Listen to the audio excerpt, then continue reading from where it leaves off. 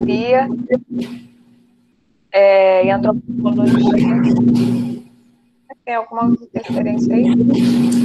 Eu acho que foi em razão de ter começado a gravar. Deixa eu fechar meu microfone aqui para. Tá.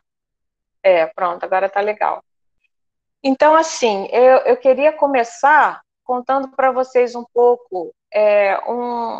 Tem um texto do Anísio Teixeira, da década de 50, que eu gosto muito, que ele chama atenção, ele compara a educação com a medicina, dizendo que tanto a educação quanto a medicina não são áreas da ciência, não são ciência, não produzem conhecimento no sentido científico, né? E que seriam arte, e que se tornariam mais científicas a partir do diálogo e da apropriação dos conhecimentos produzidos nas áreas de conhecimento, né? Então, eu gosto de situar isso para dizer por que a gente se apropria da antropologia na educação, né? Então, a gente pensar que a educação é uma arte, né?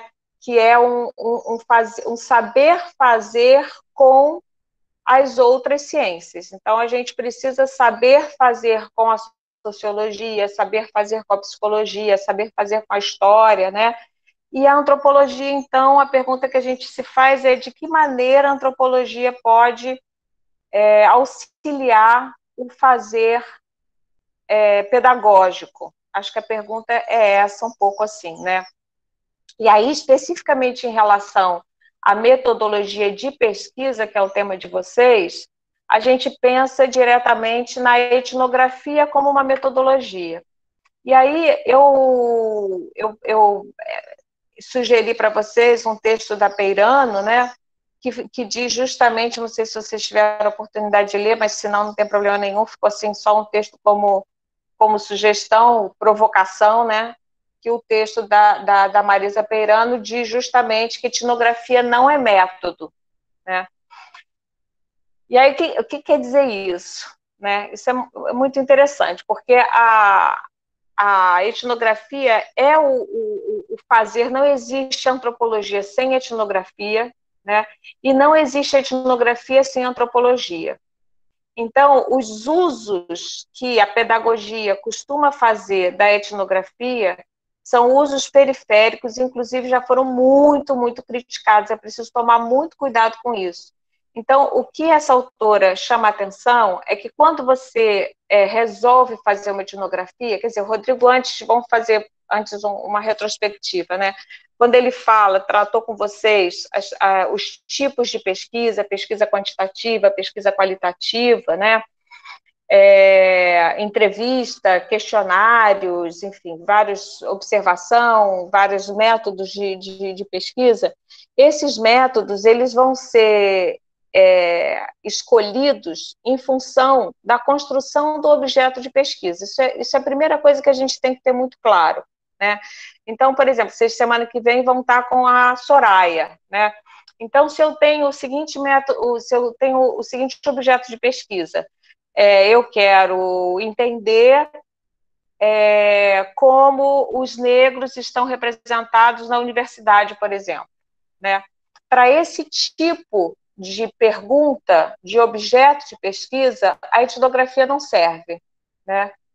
Para esse tipo de objeto, eu vou ter que recorrer aos dados estatísticos, a dados numéricos e tal. Agora, se eu quiser construir um outro tipo de objeto a partir desse mesmo tema, né? Eu quero, por exemplo, construir o seguinte objeto: como estudantes negros se sentem na universidade, né? Quais são as estratégias, como é que eles lidam, quais são os tipos de sociabilidade que são construídas por essas pessoas na universidade. Aí é um tipo de objeto, esse tipo de objeto é um tipo de objeto que já comportaria uma abordagem etnográfica, né? E, principalmente, quando a gente diz que a etnografia está ligada a uma teoria, indissoluvelmente, que é a teoria antropológica, então a gente precisa também retomar um pouco essa teoria, né? Então, a antropologia é uma área assim, do conhecimento que ela pretende estudar os fenômenos culturais. Ela é um pouco prima da sociologia, né? Só que enquanto a sociologia, o método de pesquisa da sociologia são muito mais os métodos quantitativos, né? E que são excelentes para determinados problemas que se tem, para determinados objetos. A antropologia, o olhar dela, a preocupação dela é com os aspectos culturais, né? E aí, isso é bem importante da gente relembrar, né, qual é o conceito de cultura para a antropologia. Então, é um tema super vasto, que tem vários autores, tem várias correntes, né, e a corrente que eu sigo, assim, é a corrente da antropologia cultural pós-moderna do Clifford Geertz, né, que tem uma perspectiva de cultura semiótica, né? Então ele pensa a cultura como uma rede de significados compartilhados por um grupo.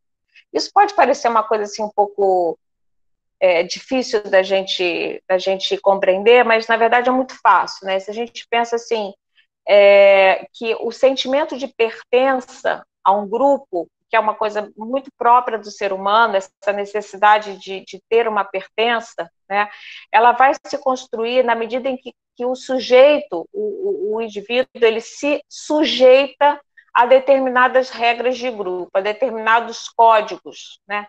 Então, a gente, por exemplo, aqui nesse momento, a gente está compartilhando juntos uma rede de significados que faz parte da cultura de aulas online, né? É uma cultura própria, que não é dominada por todas as pessoas, né? Tem pessoas que não saberiam como se comportar numa aula como a gente está fazendo agora, desse tipo de encontro, né? Tem várias regras, você tem que desligar o microfone, se você quiser falar, você fala no chat, tem vários detalhes que a gente já aprendeu. Então, essas sutilezas, né, é o que a gente chama cultura. Então, vocês vejam que é uma definição que se afasta bastante da definição de cultura do senso comum, né, que normalmente está ligada a alta cultura, a conhecimentos clássicos, né? Então, a pessoa tem cultura porque conhece, sei lá, música clássica, porque leu muito, leu Machado de Assis, então é uma pessoa culta, né? Então, para a antropologia, não é isso, né? Para a antropologia, qualquer formação social, qualquer formação de grupo requer um acordo, né? A cultura seria, assim como o instinto para os animais é aquilo que norteia o fazer do animal, quer dizer, o animal sabe o que fazer, por exemplo, uma cadela sabe que tem que comer sua placenta quando o bebê nasce, né? Quando o filhote nasce. Como é que ela sabe isso? Como é que ela sabe como ela deve se comportar? Ela sabe como deve se comportar porque ela é guiada, ela é norteada pelo instinto. Os seres humanos, eles não têm isso, né? Bom, até tem algum nível de instinto, mas o que norteia a gente é a cultura. Então, por exemplo, se a gente fala essa questão do parto, né, que é um fenômeno, em princípio, natural, a gente sabe que, na prática, ele é completamente cultural, porque tem várias formas de você se submeter a essa experiência do parto, né? Você pode fazer um parto humanizado, você pode fazer um parto em casa, com uma doula, você pode fazer um parto de cesariana, porque tem mulheres que optam por isso, né? Porque não acham legal que o corpo se passe por esse processo do parto natural, enfim. Então, e isso faz parte, quando você opta por uma forma de parir ou outra, você está criando um sentimento de pertença a um determinado grupo, que é um grupo cultural, daquelas mulheres que curtem o parto natural, por exemplo, de cócoras, digamos assim, né? Um exemplo, né? Então, a primeira coisa é essa: a gente só deve recorrer aos métodos etnográficos, né, se o nosso objeto de investigação ele estiver construído em torno da questão cultural. Isso é fundamental, né, para a gente ter um bom trabalho etnográfico. Né? A Marisa Peirano se queixa bastante, tem vários artigos dela fazendo essa reclamação, que nos anos 80, mais ou menos, a partir dos anos 70, final dos anos 70, houve uma crítica muito grande aos métodos quantitativos, né, e uma onda de métodos qualitativos e, na verdade, um modismo pelos métodos quantitativos, né? E isso é uma bobagem muito grande, porque, como eu estava dizendo, dependendo do que você quer estudar, não faz sentido, não te resolve, é uma ferramenta que não te resolve, né? Então, é importante a gente pensar a metodologia como uma caixa de ferramentas, né? E aí, se eu quero, por exemplo, pregar um prego na parede, eu não vou usar uma chave de fenda, porque não é boa ideia, né? Não vai funcionar. Pode até funcionar, mas vai ser meio tosco o negócio. O trabalho vai ficar meio esquisito. Então, da mesma forma, se eu tenho um parafuso para apertar, eu não vou com martelo, né? Então, dependendo do objeto, a gente vai usar um método ou outro. Então, uma vez que eu tenha construído um objeto de pesquisa, de investigação, que de alguma forma tem a cultura, as relações culturais, a sociabilidade, os códigos, os usos, as representações de um determinado grupo, aí faz sentido eu recorrer aos métodos etnográficos, tá? Que métodos são esses, né? Como é que eles surgiram? É legal também a gente lembrar um pouquinho que a antropologia, ela surge com as grandes navegações, né? Com a expansão marítima do século XVI, e esse confronto dos europeus com o que eles chamavam de Novo Mundo, né? Com esses estrangeiros, esse mundo exótico. Então, a antropologia, ela busca sempre, todo estudo antropológico, ele busca entender algo que é estranho a partir dos próprios termos do outro, né? Tem essa questão da alteridade. Então, isso é muito importante também, você se ver no lugar do outro, se colocar no lugar do outro, tá? Então, a antropologia surge assim, e a gente tem uma fase que a gente chama de antropologia de gabinete, né? Que os navegantes vinham, e a gente poderia até pensar na carta de Pero Vaz de Caminha como um primeiro relato etnográfico, assim, uma descrição densa, né? Dessa relação do viajante com uma terra completamente exótica para eles, né? Se vocês lerem a carta, é um relato muito bonito de se ler, né? A carta de Pero Vaz de Caminha. E aí, esses relatos, então, eles eram passados por viajantes que vinham ao país exótico, digamos assim, e eles levavam esse material bruto, colhiam dados, levavam material bruto para os pesquisadores que estavam nos seus gabinetes, e esses, então, é que iam construir os seus escritos.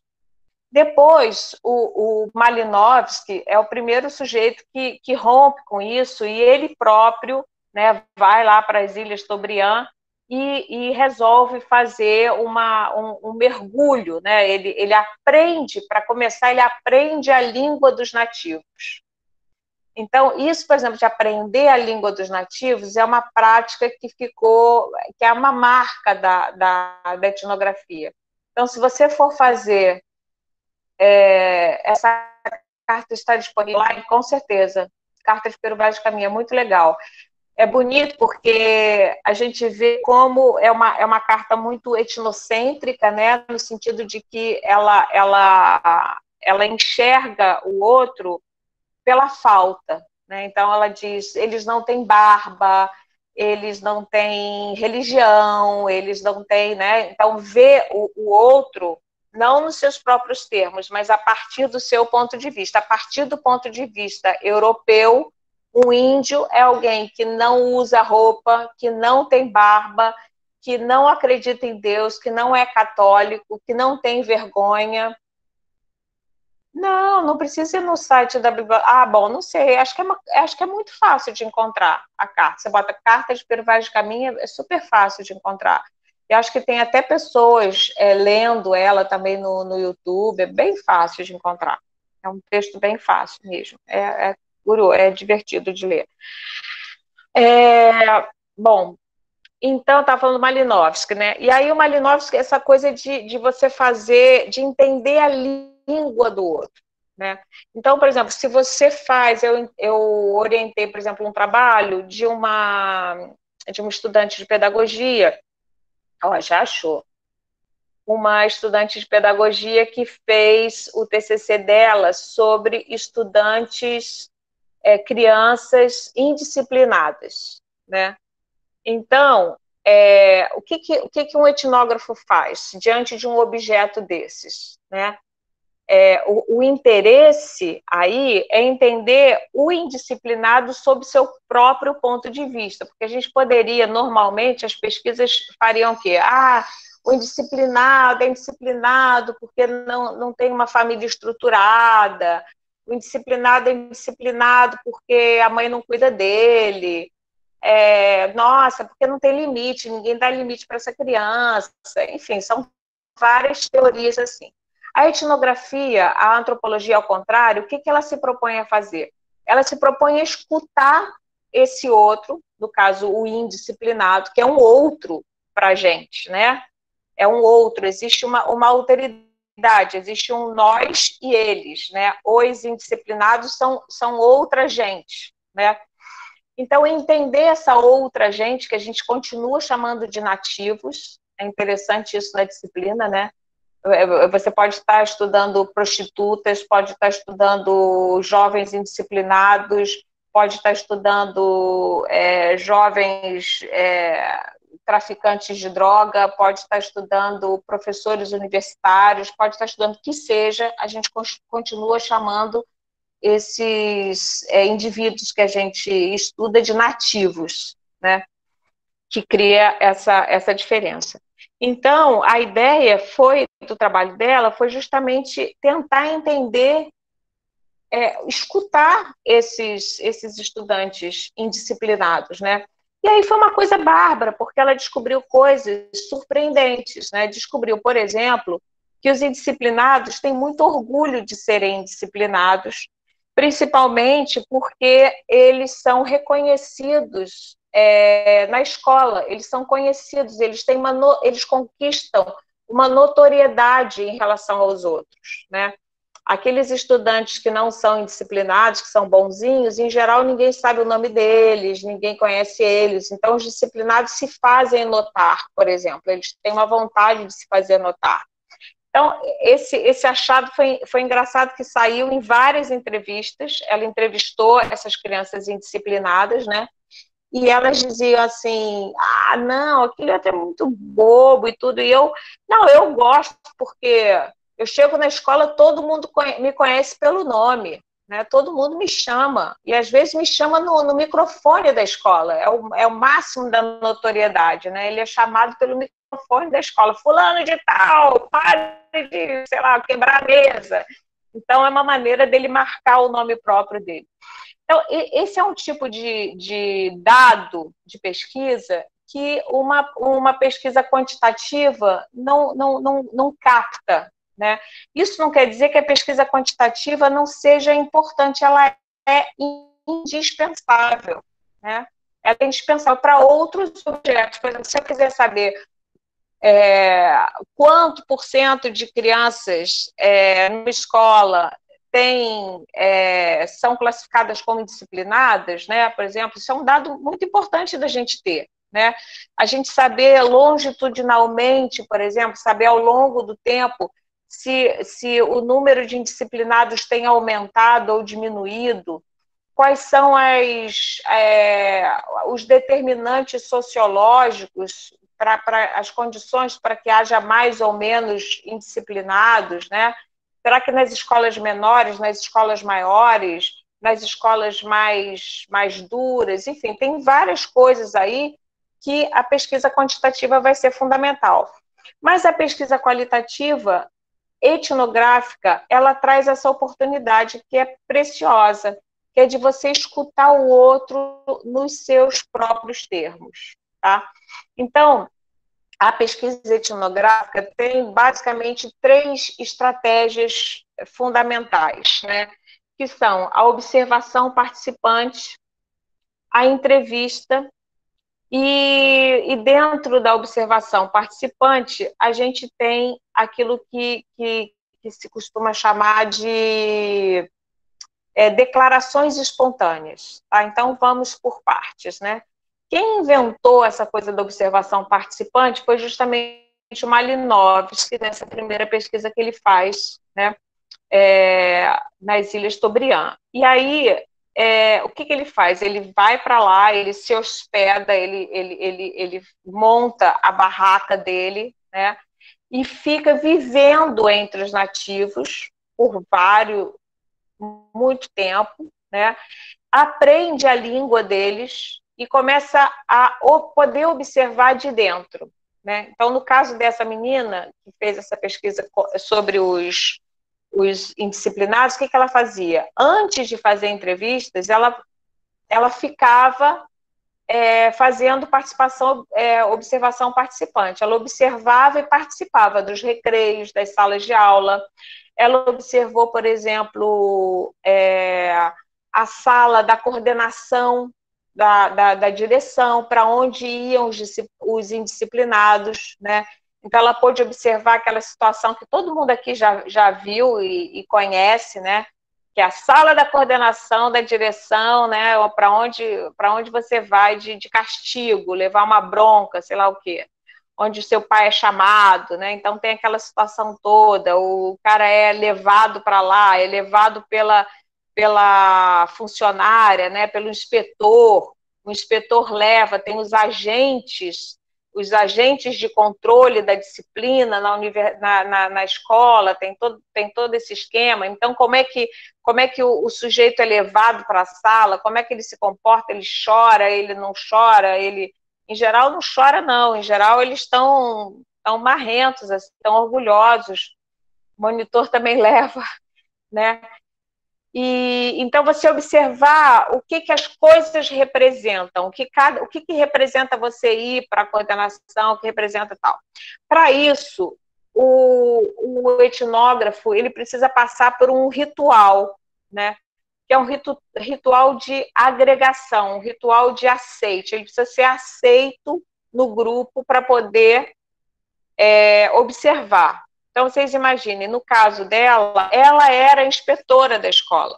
Ela trabalhava como inspetora, ou seja, ela também era uma nativa. Isso é uma coisa bem comum também, mas que pode causar alguns problemas. É preciso que a pessoa faça um exercício de estranhar aquilo que é familiar, né? Porque ela era super familiar para ela a situação de lidar com os indisciplinados. Então, em alguns momentos fora do trabalho dela, ela se colocou no lugar de observadora, né? Então, ela ficava nesses espaços observando e notando. Nessa situação de observação participante, você precisa ser aceito, no caso, para ela ser aceita foi mais ou menos fácil, mas não completamente fácil, porque os estudantes não entendiam que ela ocupasse um outro lugar, porque ela ocupava o lugar de inspetora. Ela precisou ser bagunceira? Não, no caso não. Né? Mas às vezes, por exemplo, tem uma pesquisa do Foote White, né, que ele vai pesquisar gangues de imigrantes italianos nos Estados Unidos, e ele, para ser aceito no grupo, ele só foi aceito porque ele era forte e era bom de briga, né? Porque o grupo falou assim, olha, tudo bem, você vai participar da nossa gangue e tal, mas se você for um fracote, não dá, entendeu? Então, ele teve esse rito de aceitação. Tem sempre um rito, né? Eu fiz uma pesquisa, por exemplo, com mestres de RPG. Não sei se vocês conhecem esse jogo. São jogos de representação, né? São os role-playing games. E aí, a minha primeira entrada no campo, a gente chama campo empírico, né, o lugar onde você vai fazer a pesquisa, foram depois de fazer um pouco de pesquisa bibliográfica e tal, eu fiz a minha primeira entrada, que foi descobrir que tinha um encontro de jogadores de RPG, num Sesc, em Engenho de Dentro. Aí lá fui eu, era o final de semana, e eu me propus a ficar o final de semana todo frequentando com eles. E o que aconteceu? Eram jovens, eram muito mais jovens, né? E na época eu estava fazendo meu mestrado, e eles não davam a menor bola para mim, simplesmente não davam a menor bola e até me achavam bem estranha, e eu circulava com um caderninho, o antropólogo tem sempre um caderninho, né, que fica anotando. Atualmente, um auxílio muito importante é o próprio celular, né, porque a gente descobriu que o antropólogo fica mais invisível anotando coisas no celular do que anotando coisas num caderno. É mais estranho, é mais suspeito, né? É mais estranho mesmo, né? Alguém ficar observando práticas sociais e tomando notas num caderno. Isso é muito estranho, causa muito estranhamento, né? Causa muito desconforto nas pessoas observadas. Agora, se você vai para um lugar observando e fica mexendo no seu celular, é tranquilo, você passa completamente desapercebido. Então, é uma boa estratégia essa. Recomendo, assim, né? E aí eu fiquei, até que chegou o momento, a parte mais difícil deve ser de entrar no campo, né? Isso é uma parte bem difícil mesmo, aceder ao campo, tem vários trabalhos sobre isso, né? O acesso ao campo, como é que você faz. Inclusive, tem pesquisadores que foram rejeitados nos primeiros momentos, né? Que tentaram entrar num grupo e não conseguiram, né? Até porque tem grupos que são, enfim, que fazem coisas ilegais, por exemplo, né? Então, você precisa ganhar a confiança do grupo. Uma coisa importantíssima na pesquisa etnográfica é você formalizar a sua entrada no campo, né? Então, você tem que formalizar, você tem que ter um documento onde você vai explicar os seus objetos de pesquisa. Você jamais deve fazer uma pesquisa como um espião, né? Como você tem que estar autorizado a fazer essa pesquisa, especialmente se for na escola, né?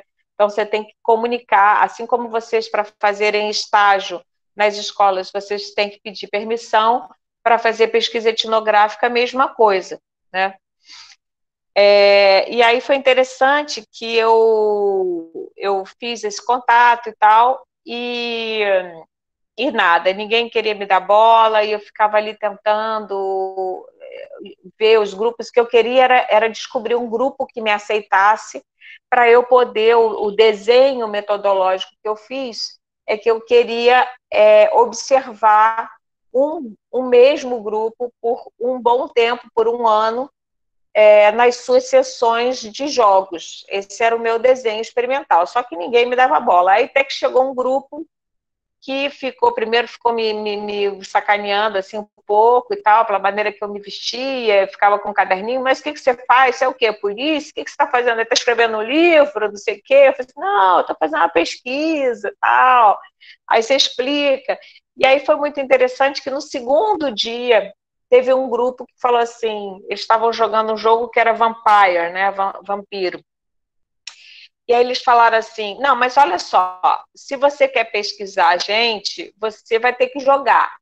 E eu tinha acertado com a minha orientadora que eu não deveria jogar, né? Por quê? Porque a gente também, como pesquisador, tem que manter uma certa distância do objeto investigado. Então, como é que eu podia jogar? Mas ali eu avaliei que era um rito de agregação, que eu deveria aceitar pelo menos aquela vez, e eu aceitei, né? Então, e foi muito bonito, porque uma menina, eu falei, pô, mas como é que eu vou jogar? Não sei jogar e tal. Não, você tem que jogar, para estudar você tem que jogar uma vez. Eu falei, tá bom, vou jogar uma vez. E aí ela me emprestou um personagem dela, um personagem que ela gostava muito, que tinha sei lá quantos anos, né? Que os personagens de RPG têm vários anos, têm vida, tem história, eles vão escrevendo um caderninho assim. e aí ela me emprestou o personagem dela, que era uma vampira e tal, e eu joguei com eles, né? Então foi assim uma coisa importante. Então isso é a primeira coisa bacana. O texto que eu dei, o outro texto que eu passei para vocês pelo Rodrigo, é um texto delicioso de ler. É um texto do William Corsaro, que é um cara que é um antropólogo especialista em estudo com crianças, né? Que é uma dificuldade a mais, né? Como é que você vai entrar no campo sendo um pesquisador adulto, grande? O William Corsaro, ainda por cima, é um cara forte, né? Tipo, corpulento, sabe? E aí ele conta como é que ele chega, ele estuda crianças na pré-escola, essa passagem da pré-escola para a escola, né, da educação infantil para o primeiro ano, e ele conta as estratégias dele de entrar na caixa de areia com as crianças, sabe, de ficar ali tentando brincar com elas, até que uma criança dá uma pá para ele, fala, não, você também vai cavar, aí fica lá o pesquisador cavando também, para poder entender quais são as regras das crianças, né? Porque se você observar a criança, você pensa, brincadeira de criança, mas se um antropólogo observa uma brincadeira de criança, ele vai descobrir um monte de coisas, né? Um monte de relações interessantes, de regras, quem é o chefe, quem é que se submete a quem, quais são as hierarquias, tudo isso tem no jogo, né? Quais são as representações, o que está sendo jogado ali naquele jogo, tá? Então, essa coisa do acesso é importante na observação participante. Depois que você é aceito, então, assim, tem um ritual, né, para você fazer a pesquisa etnográfica. Normalmente são pesquisas que requerem um tempo grande de interação no campo empírico também. Então, se você quer fazer uma pesquisa etnográfica, você precisa de ter tempo, né? Se o seu TCC vai ser um TCC desse tipo, se o seu objeto pede esse tipo de metodologia, é legal você se organizar muito direitinho, com tempo, para você fazer pelo menos, no mínimo, 6 meses de pesquisa. É o que eu recomendaria, assim, de 6 a 1 ano como mínimo, né? Porque tem todo esse tempo para você ir entrando e tal, você não pode chegar e ir fazendo entrevista logo. E aí tem um autor que eu gosto muito, que é um antropólogo brasileiro, que é o Carlos Cardoso de Oliveira, que ele tem que ser depois da graduação. Não, acho que dá para se organizar, se você organizar direitinho, porque no nosso currículo vocês têm 2 anos para fazer a monografia, né? Para fazer o TCC, então dá para se organizar direitinho. E esse antropólogo, ele fala que o ofício, são 4 TCCs, exatamente, o ofício do antropólogo consiste em ver, ouvir e escrever, né? Então, a gente precisa construir o olhar antropológico para olhar as coisas, né? Olhar a realidade, a partir desse olhar, estranhando, né? Faz parte, o texto da Marisa Peirano, ela começa falando sobre a situação, que é uma situação super banal, né?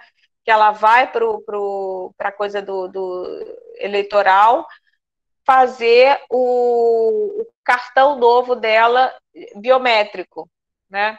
E aí pedem para ela fotografia e tal. Eu achei interessante porque agora a gente está às vésperas das eleições americanas, e uma coisa que ela fala nesse texto, a gente está vendo acontecer agora nos Estados Unidos, né? Que é a questão de você pedir uma comprovação, um documento com fotografia para votar. Isso é uma coisa que parece que favorece os republicanos, né? Porque entre os democratas tem vários trabalhadores, como nos Estados Unidos não tem um documento único de identificação. Qual é a identificação que eles mostram? Eles mostram a carteira de motorista, né? Mas se o cara não tem dinheiro, não tem carteira de motorista, então ele não pode votar. É uma coisa que eu nunca tinha pensado nisso, né? Então, o que é a construção? Então, assim, uma antropóloga fazendo a carteira dela de eleitora, carteira biométrica para votar. Só isso. né? O que para todo mundo seria uma coisa completamente normal, nenhuma questão, né? Mas ela, como essa, entra no modo antropóloga, inevitavelmente, e começa a pensar, gente, o que representa isso, né? Que identidade é essa que eu me faço? Eles pegaram a minha foto, quem sou eu perante essa instituição, que é a instituição eleitoral? Então, isso é o olhar etnográfico, né? Você chegar num Natal, por exemplo, de família, e começar a observar como as coisas funcionam. Você fala assim, não, agora vem aquela tia que dá o presente que ela ganhou no ano passado, embrulhado, não sei o que isso representa. Aí vem o outro que está chateado com a mãe e finge que sei lá o quê, enfim, aquelas coisas todas de Natal, né? E aí a gente vai ter que esperar até o último momento o irmão que sempre chega atrasado, enfim. E a gente só pode tocar na comida quando o pai toca, sei lá, quais são as regras que tem em cada família. Natal é um prato cheio, né? Para a gente tem uma porção de regras, de sociabilidade ali, coisas curiosas que normalmente a gente acha simplesmente familiar. A gente olha para aquilo, né? E o antropólogo, então, tem que estranhar. Uma vez investido desse olhar etnográfico, né, desse olhar antropológico, você vai fazer sua observação e vai fazer uma coisa que a gente chama, que o Geert chama de descrição densa, né? Que é você tomar notas no seu caderno ou no seu celular, preferivelmente no seu celular, hoje em dia é preferível, chama menos atenção. Você tomar notas, então você vai para desenvolver a teoria das fases, então, né? Olha, não tem nenhum registro de que o Piaget tenha se utilizado da etnografia, não. Mas, de fato, ele faz o que a gente chamaria de uma etnografia nativa, né? Porque ele observa os próprios filhos, né?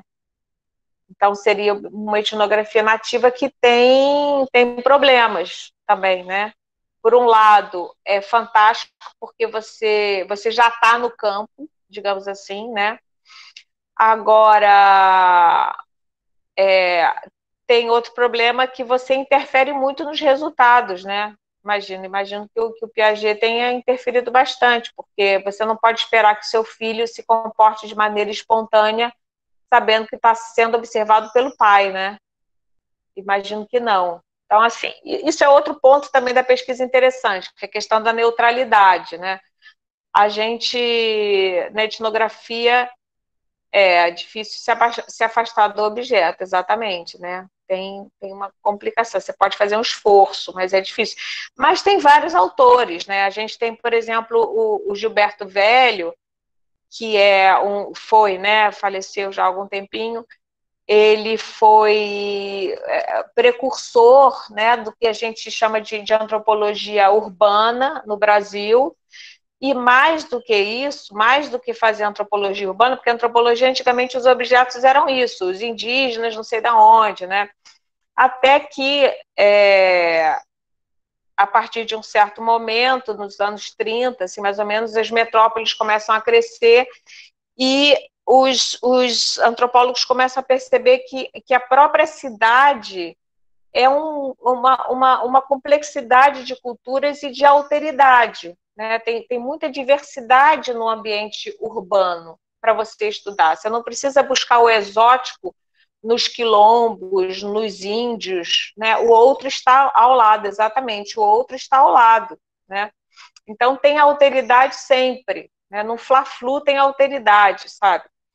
Então, mais do que buscar seus objetos, construir seus objetos na própria vida urbana, né? Então, o Gilberto Velho vai fazer uma etnografia sobre usuários de drogas, vai fazer uma etnografia sobre o candomblé, vai fazer uma etnografia sobre um bairro da Zona Sul do Rio de Janeiro, que é a Copacabana, né? Vai fazer uma etnografia sobre um edifício de apartamentos, tá? E essa etnografia que ele faz sobre os usuários de drogas, ele inova bastante, porque ele vai pesquisar os próprios amigos dele, né? Ele vai pesquisar as festas, ele vai fazer observação participante das festas do círculo social que ele próprio frequentava. Então, qual é a vantagem? Vantagem óbvia, né? O acesso está garantido, você já é aceito, né? Se bem que mais ou menos, porque você está inserido no grupo, mas será que você vai ser aceito como pesquisador? Porque você muda de lugar, você já vai estar na festa não como mais um convidado, né? Mas todo mundo vai saber, porque você não é um espião, né? Você não vai fingir que você não está fazendo, não é ético fazer isso, né? Você tem que avisar as pessoas, gente, olha, eu estou aqui, mas eu estou observando, tá? Então, já cria um certo problema. Mas o maior problema não é esse. O maior problema é esse esforço que o Gilberto Velho nomeia de estranhar o que é familiar. Né? É o caso de você tentar fazer uma etnografia do Natal na sua casa que você frequenta desde que você nasceu. Né? Então, de repente, você começa a ver aquilo de um outro jeito. Essas coisas são interessantes porque a gente consegue entender pelo expediente contrastivo, né? Então, até a gente não conhecer outras festas de Natal, não sei se já aconteceu isso com vocês, né? Mas até você não ser convidado para participar da festa de Natal da sua namorada, do seu namorado, do seu vizinho, de uma outra pessoa qualquer, você tem certeza que o modo de celebrar o Natal da sua família é o correto, é o único e é universal. Você acha que é sempre assim, né? Até que você vai num outro Natal e fala, gente, caramba, as comidas são diferentes, os horários são diferentes, eles não comem à meia-noite, eles comem antes. Tem uma família que vai ficar assistindo a missa do galo pela televisão, tem outra família que fica todo mundo dormindo, aí todo mundo acorda para comer, tem outra família que fica todo mundo brigando o tempo inteiro, enfim. Tem acordos diferentes, tem possibilidades diferentes. Eu gosto muito dessa palavra, alteridade. Essa palavra, em português, a gente poderia chamar de outredade, né? Porque alter é outro, em latim, né? E alter, também essa raiz, ela também serve para fazer a palavra alterar-se, alterar. Então, a gente é alterado pelo outro, né? O outro nos dá alternativas. A gente começa a perceber que, além do modo de eu celebrar, da minha família celebrar o Natal, existem outras alternativas possíveis, né? Além do modo de eu viver o meu casamento, sei lá, monogâmico, heterossexual, digamos, né? Eu posso descobrir que tem outras formas de viver o casamento, um casamento aberto, um casamento sei lá como, né? Tem milhões de formas, não existem universais, né? Então, isso é outra coisa da antropologia também interessante. Para vocês terem uma ideia, os antropólogos são tão vidrados, né, no particular, no singular, que em 1950, acho que é de 52, né, que a ONU faz a Carta dos Direitos Humanos, é isso, 52, Rodrigo? Por aí, eu acho, né? É depois da Segunda Guerra, deve ser por aí. Se a gente erra... Agora, o ano específico, vou ter que olhar. Não faz mal. Se a gente erra por pouco, tá valendo. E aí é muito interessante porque vários antropólogos se insurgiram contra os direitos universais, os direitos humanos. Né? A gente pensa, pô, os direitos humanos é muito legal, né? Mas eles dizem, não, mas eu não posso dizer que deve respeitar a mulher do outro, que não pode matar, não sei o quê, porque pode ter uma cultura, né? A gente, por exemplo, tem culturas indígenas no Brasil que tem como prática cultural, né, como valor, 1948, ó, bem antes, 1948, foi logo depois mesmo, né, do evento aí da Segunda Guerra. Então, os antropólogos se manifestaram contra os direitos humanos. Por quê? Porque os direitos humanos, eles pretendem, eles acreditam que existiriam alguns preceitos, alguns valores que deveriam ser universais para todo ser humano de todo o planeta, né? E isso, para um antropólogo, é um negócio muito, muito complicado, né? O antropólogo, ele é um não essencialista por natureza, né? Então, não existe raça para um antropólogo, por exemplo, esse é outro ponto, assim, importantíssimo, né? E agora a gente está, para os antropólogos, a gente está retroagindo, né? Nesse aspecto, né? Não existe raça, não existem raças, existem os seres humanos, né? Com suas particularidades. Enfim, uma vez, então, que você é aceito no grupo e você faz observação participante, você faz essa descrição densa, né? E você escuta. Isso é outra coisa muito interessante. A gente fala muito do lugar de fala, né? Mas a antropologia, ela defende o lugar de escuta, né? Então, a gente precisa construir um lugar de escuta que não é nada fácil. Talvez seja mais fácil reivindicar o lugar de fala do que se colocar no lugar de escuta. Se colocar no lugar de escuta é escutar o outro, não importa que outro seja, porque é muito fácil escutar o outro quando o outro é próximo, né? Quando o outro é um exótico, fica difícil. Eu sempre dou um exemplo imagina você fazer uma etnografia sobre o fenômeno do machismo, digamos, né? Digamos que você queira estudar como o machismo se desenvolve, se é que se desenvolve, a gente vai para a pesquisa sempre com uma pergunta e não com uma resposta, né? Entre crianças na pré-escola, né? Existem manifestações, o protomachismo ali já na pré-escola, na escola infantil, né? Digamos isso. E aí você vai para a escola, tá? Aí você vai para a escola e reconhece que tem um menininho que se comporta como um super machista, né? Ele diz que as meninas não podem jogar futebol, ele bate nas meninas, ele diz que as meninas são bobas, burras e bobocas, ele não respeita as meninas. O que o antropólogo deve fazer diante desta situação? Está aberta a pergunta aí para vocês.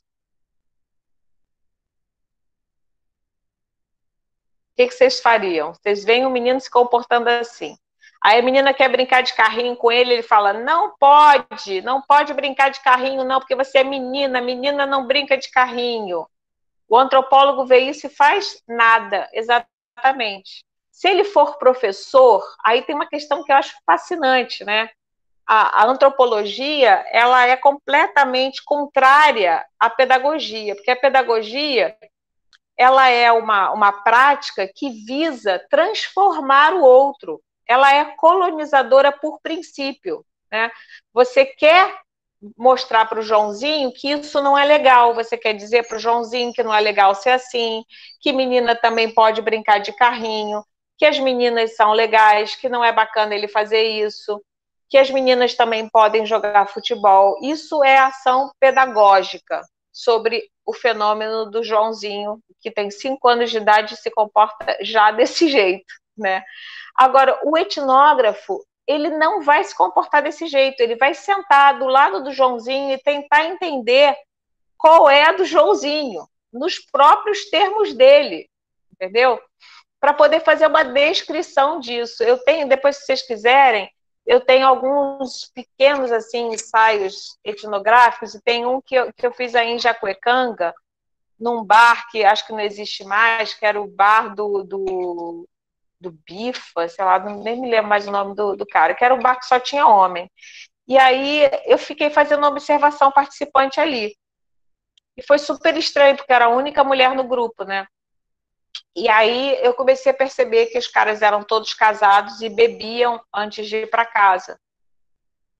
E aí, sem julgar, eu queria entender essa prática social de beber antes de ir para casa, né? E aí eu entendi coisas muito interessantes nos termos deles. Eles falavam assim, não, eu gosto de beber porque eu já chego em casa mais suave. E, gente, genial, assim, se você entende o cara, se você faz você constrói esse lugar de escuta, você entende, isso faz sentido para ele, porque o cara veio do estaleiro, né, passou o dia inteiro na Brasfels, aí vai direto para casa, ele tá bravo, ele tá zangado, ele tá, entende? Ele viveu ali com os homens, situações. Então, para eles, para esse grupo específico, é importante isso, né? Então, esse esforço que o antropólogo tem que fazer, né? E quanto mais exótico, quanto maior for a alteridade, maior o desafio e mais interessante também o trabalho, tá? Na observação participante, mais do que na entrevista, acontece uma coisa super bacana, que é os depoimentos espontâneos, né? Coisas que você escuta sem que você tenha perguntado, né? Na medida em que você cria que você foi aceito pelo grupo, você foi totalmente aceito, está totalmente nunca é, né? Mas você está razoavelmente integrado, né? É normal as pessoas soltarem coisas, vão soltando coisas que elas não falariam, né? Então, exemplo que eu vou dar.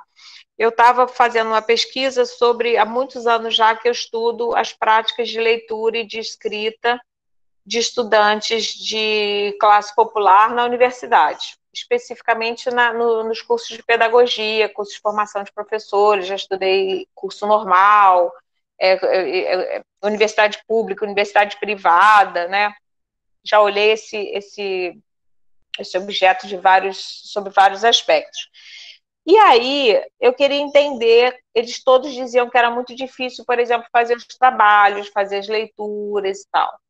E eu estava observando, né? O que eu fazia? Um dos postos de observação, você tem que escolher lugares para observar, né? Na universidade. Então, eu resolvi tinha uns dias na semana que eu ficava na biblioteca, vendo como é que as pessoas circulavam ali na biblioteca, como é que elas se moviam, o que elas faziam, né? E achei que outro ponto interessante também, além dos pátios, esses lugares óbvios, né, as salas de aula, era observar o ponto de Xerox, né, o lugar que vende a oficina de Xerox, de fotocópia. A gente fala Xerox, mas, né, o correto seria fotocópia, porque Xerox é uma marca, né? Aí fiquei ali, sentadinha, vários dias, observando e tal, e aí comecei a colher coisas, né? E as pessoas me conheciam, sabiam que eu estava ali, Andréia, não sei o que e tal. Não estava de espiã, né? Mas aí, na intimidade, as pessoas vão soltando coisas. E aí eu descobri, por exemplo, não sei se vocês conhecem essa prática cultural, que eu descobri numa etnografia, que é a prática de consórcio de trabalhos finais de disciplina, que consiste na seguinte coisa, se vocês não sabem, fica a dica, para desespero do Rodrigo,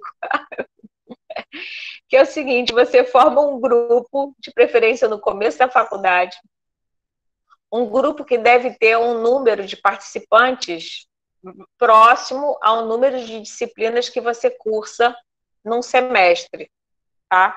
Então, se você cursa 6 disciplinas no semestre, você vai ter um grupo de 6 estudantes. E aí, o que acontece? Cada estudante, eles faziam consórcio, eles chamavam isso de consórcio. Cada estudante vai fazer, em vez de fazer os 6 trabalhos, vai fazer um trabalho e botar o nome dos outros integrantes. Genial, né? Quando que eu ia ter acesso a essa informação numa entrevista? Muito difícil. Né? Numa entrevista formal, o seu nativo não vai te entregar um negócio desses, né? Não vai dizer que ele cola, não vai dizer que ele... Outra coisa que eu descobri na época tinha um site, que eu nem sei se existe mais, que era o Zé Moleza. Não sei se vocês conhecem esse site, onde você baixa trabalhos prontos, né? Eu não sabia de nada disso, e eu fui descobrindo, né? Por depoimentos espontâneos, pessoas foram falando, descobri compra de TCC, né? Instituições que vendem TCC, aí, por exemplo, descobri uma conversa, escutei uma conversa impressionante, que era assim, a menina falava assim, não, aí eu procurei uma pessoa que foi muito recomendada, não foi qualquer um, não, foi um lugar muito legal, que eles fazem os TCCs bem legais mesmo, entendeu? Aí eu queria fazer primeiro TCC sobre autismo, né? mas aí já não tinha mais de autismo. Ela falava assim como se fosse uma feira, né? Já tinha acabado os TCCs de autismo. Aí eu peguei um de, sei lá do que era, peguei um de não sei mais que mesmo. Eu falei, pô, é assim que funciona, né? Eu não sabia. Então, esse recurso é muito interessante. Agora, vocês têm que imaginar que para você chegar a ponto de construir esse lugar de escuta, né? É um tempinho que você tem que passar no campo, uma confiança que você tem que passar ali para ouvir as coisas. Muito bem. Outro dispositivo de pesquisa, de metodologia de pesquisa etnográfica, é a entrevista, né? Que é um capítulo muito especial dentro da etnografia, dentro da antropologia, né? A pesquisa etnográfica, que não tem nada a ver com as entrevistas normais e correntes que a gente conhece, né? Então, tem vários trabalhos, vários pesquisadores falando sobre a entrevista. Tem um texto precioso do Bourdieu, que está no Miséria do Mundo, é um apêndice desse livro, é um livro que ele fez em parceria com outros antropólogos e sociólogos, e tem um apêndice que ele faz uma reflexão sobre a entrevista. E ele conceitua a entrevista como uma conversa, a entrevista etnográfica como uma conversa. Ela não é diretiva, né? Então você não vai montar um questionário, não é um como é que chama? Uma uma inquisição, né? Um interrogatório policial, entendeu? Não é um interrogatório, não é um conjunto de perguntas. Nunca faça uma entrevista nessas condições. Então, o que você tem? Você tem uma conversa livre que vai durar aí pelo menos 1h30, né? 1h30, 2 horas de conversa, onde você vai com o quê? Você vai com um roteiro semi-estruturado. Então, isso é uma técnica que a gente faz. Então, você pega os seus objetivos específicos do seu projeto de pesquisa, né? E transforma esses objetivos específicos em eixos que vão estruturar o seu roteiro. Tá, a diferença entre entrevista e questionário. O questionário é o instrumento normalmente utilizado para as pesquisas quantitativas, né? E eles são instrumentos construídos, que tem que ser construídos com muita técnica também, né? Que vão te dar dados quantitativos. Em geral, vão te dar dados quantitativos, né? A entrevista não, a entrevista vai te dar dados qualitativos, né? Então, por exemplo, numa pesquisa que eu fiz, outra coisa também interessante da gente saber é que, dependendo do objeto que a gente tem de investigação, é muito bem-vinda a conciliação dos métodos, a complementação dos métodos. Então, não existe isso, só faço pesquisa quantitativa, né? Só faço pesquisa qualitativa. Não, a gente compõe, né? Eu gosto muito da pesquisa quantitativa, acho que ajuda muito a você situar o problema, né? As minhas pesquisas sempre trazem muitos dados também, dados quantitativos. Então, eu fiz uma pesquisa que eu queria saber, por exemplo, eu queria saber se os estudantes de pedagogia, se a opção por pedagogia era a primeira opção ou não, né? Então, isso num questionário, você coloca essa pergunta, né? Se a pessoa estudou numa escola pública ou privada, por exemplo, Então, eu pude, a partir daí, fazer gráficos, né? E ver descobri que a maioria dos estudantes de pedagogia não tinham a pedagogia como primeira opção, né? Em geral, eles queriam fazer outros cursos, alguns já tinham feito outras tentativas antes, e aí acabavam fazendo pedagogia. Mas, ao mesmo tempo, olha só que interessante, isso é o que aparecia no questionário, porque é um dado objetivo, né? Mas na entrevista saía outra coisa, saía a vocação, né? A pessoa dizia que escolheu pedagogia porque era vocacionada para aquilo, quantitativa e qualitativa.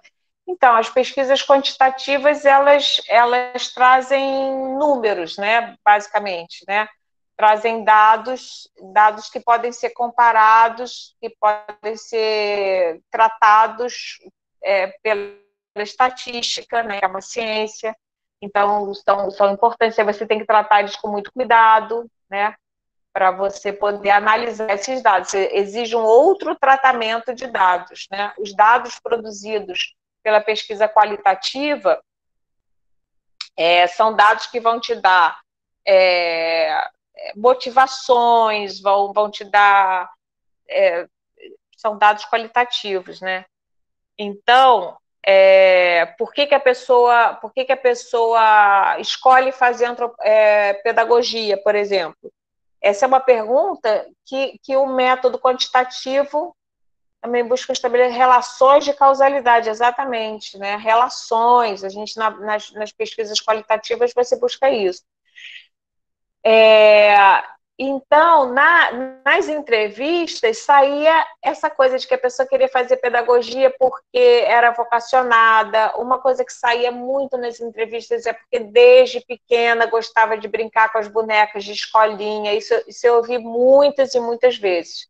Só que poder contrastar os dados da pesquisa qualitativa com os dados da pesquisa quantitativa, você poderia pensar assim, mas então tem um erro aqui, alguém está mentindo. Não se trata de mentir, não existe isso, não existe mentira, né? Não existe essa posição moral, se está mentindo, se está dizendo a verdade. Existe que para certa situação é conveniente dizer uma coisa e para outra situação é conveniente dizer outra. Então, é a mesma coisa. Como é que a gente pode interpretar esses dados? A gente pode interpretar que é vergonhoso para a pessoa reconhecer que a pedagogia não é a primeira opção. Isso já é um dado de pesquisa interessante. Tem uma pesquisa do Harold Becker, que fez uma das pesquisas dele muito, muito famosas, que foi sobre estudantes de medicina. Ele comparava dois métodos qualitativos, mas entrevista individual com grupos focais, que é um outro método de entrevista também que é bem interessante. Você faz um grupo e faz aquela entrevista coletiva com determinado grupo. Dependendo do seu objeto, isso é interessante. E aí, o que ele observou? Ele observou que, em grupo, os estudantes de medicina falavam muito mal da instituição, da faculdade de medicina. Diziam que era uma droga, que era uma zorra, que eles falavam mal, depreciavam a faculdade de medicina, né? Mas nas entrevistas individuais, eles diziam que sentiam muito orgulho de estar ali, sentiam muito orgulho, que aquilo era coisa maravilhosa para eles, que os pais estavam orgulhosíssimos, tinham feito uma festa incrível, entendeu? Mas eles tinham vergonha de dizer isso, porque socialmente, culturalmente, se construiu isso, né?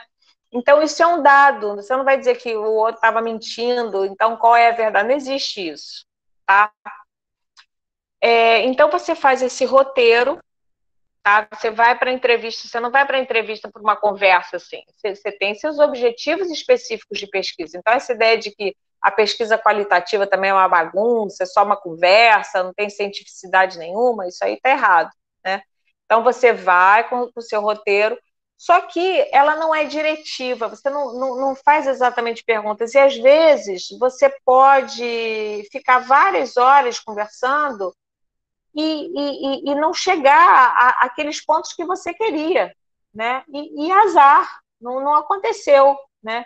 Então, você pensar a entrevista como uma interação, uma relação de interação entre pessoas, né? Que também tem que se sentir à vontade. E aí eu sugiro muito, assim, para você entender, para mim, melhor aula de como fazer entrevista antropológica são os filmes do Eduardo Coutinho, né? Então, apesar dele não ter sido, né, também faleceu, não ter sido antropólogo, tem vários trabalhos em revistas antropológicas sobre o trabalho do Eduardo Coutinho. Tem até um antropólogo que fala dele como um antropólogo selvagem, né? Ele não tinha uma formação de antropólogo, mas ele sabia como era fazer uma entrevista. Então, assim, tem muita coisa dele, inclusive tem entrevistas, pessoas entrevistando ele, falando sobre entrevista, que é bárbaro. Isso está no YouTube, assim, se vocês colocarem Eduardo Coutinho em entrevista sobre entrevista, né, sei lá, você vai achar, tem muita coisa dele, né? E aí ele fala uma coisa que é maravilhosa, que é você provocar no outro, uma coisa muito delicada, o desejo de falar, né? Então, é comum, uma entrevista é boa quando o sujeito, no final da entrevista, diz assim, caramba, obrigada. Aí você fala assim, pô, obrigada porque você que está cedendo a entrevista para a minha pesquisa, né? Por que você me agradece? Não, porque você me fez pensar coisas que eu nunca tinha pensado, né? Essa é a pesquisa ideal, assim, né? Então, o Bourdieu ele vai chamar isso, ele vai dizer que o pesquisador, que o antropólogo, ele tem que funcionar como um parteiro, né? Uma parteira. Ele vai conseguir extrair do outro aquilo que o outro tem, um saber que ele tem, mas que ele não sabe que tem. Então, por exemplo, eu fazendo pesquisa sobre como as pessoas orientam os trabalhos de TCC, né? Então, você vai perguntar, se eu perguntar para o Rodrigo, por exemplo, Rodrigo, como é que você faz, quais são as suas estratégias para orientar? A primeira coisa, o Rodrigo vai falar assim, sei lá, sei bem o que eu faço. Né? É uma pergunta, ele sabe fazer, mas ele não sabe dizer sobre o que ele sabe. Né? A gente sabe, mas não sabe que sabe. Então, se você for perguntar para um pescador como é que ele pesca, se você for perguntar para um pequeno delinquente como é que ele bate as carteiras, por exemplo, talvez ele tenha muita dificuldade de dizer, né? Porque ele faz aquilo automaticamente, ele tem o saber fazer, né? Mas ele não sabe. Então, a pesquisa, a entrevista, ao mesmo tempo, ela é uma situação que oferece a oportunidade de reflexão para quem é entrevistado, uma boa entrevista, né? E você tem que também deixar o sujeito à vontade, conquistar essa condição de segurança, mais ou menos, né? Diminuir aquilo que o Bourdieu chama de violência simbólica, porque é uma violência simbólica, existe uma desigualdade, uma assimetria entre aquele que entrevista e aquele que é entrevistado. Então, você tem que ter muito respeito nessa relação para não parecer justamente um interrogatório policial, né? Mas então como você faz? Mas e você mata a aula? Quantas vezes por semana? Mas por que você mata a aula? Mas sua família é estruturada ou não é estruturada? Aí ferrou, você não vai conseguir nada desse jeito, né? Então você tem que ir aos pouquinhos. Olha, tem um exemplo também que o Bourdieu dá, que é maravilhoso, quando você faz entrevista sobre práticas de leitura, né? Eu já fiz muito na minha vida. Então, você vai perguntar para as pessoas, entre jogadores de RPG, por exemplo, eu fazia, não, você gosta de ler? Aí a pessoa diz, claro, adoro ler, adoro, gosto muito de ler. Aí você pergunta, o que você tem lido ultimamente? Aí a pessoa começa, eu tenho lido muito Machado de Assis, Graciliano Ramos. Aí você fala, é mesmo? O que você lê desses caras e tal? E aí você descobre rapidamente que o cara está fazendo a resposta que ele imagina que você queira que ele dê. Né? Então você tem que sair daí, porque não é essa a resposta que você quer. Você quer ouvir a verdade, né? Ou algo mais próximo da verdade, que a verdade mesmo não é inacessível, né? Mas você quer ouvir alguma coisa mais próxima. Então você quer ouvir o cara dizer que não tem saco de ler, que lê um pouquinho e cansa, e perde a paciência, e prefere baixar o resumo do livro na internet do que ler o livro, entendeu? Essas coisas é que a gente quer saber, né? Então, como é que você consegue esse grau de intimidade? Como é que você provoca isso? Então, o Bourdieu ele fala que na situação de entrevista você tem que criar uma espécie de uma empatia quase mística, né? E um amor. Então, se você entrevista um cara super machista que acha que tem que bater na mulher, se você não é capaz de, naquele momento, e aí o Eduardo Coutinho, ele comenta isso de uma maneira muito legal, ele fala assim, olha, no momento da entrevista, eu amo o meu entrevistado, seja ele quem for, né? Mesmo que ele faça coisas que eu desaprove completamente, mas no momento, naquela 1 hora, naquelas 2 horas que eu estou escutando aquela pessoa, eu amo aquela pessoa. Eu não quero rivalizar com ela. Eu quero concordar com ela. Eu quero legitimar o que ela fala. Isso é muito importante também.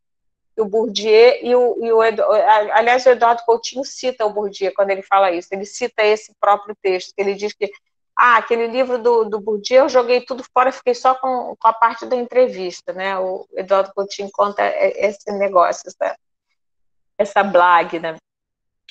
Então, depois eu posso odiar o cara à vontade, mas naquele momento eu tenho que legitimar o que ele diz.